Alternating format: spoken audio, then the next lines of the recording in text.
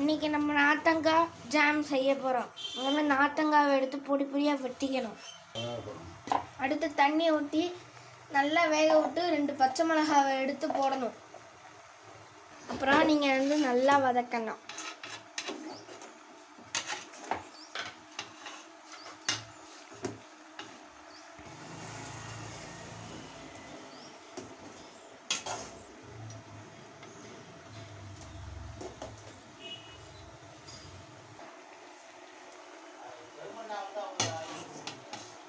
இந்த மாதிரி தண்ணி வரணும்.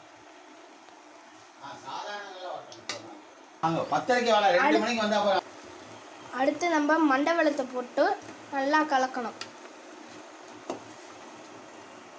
உடச்சு விட்டுக்கங்க.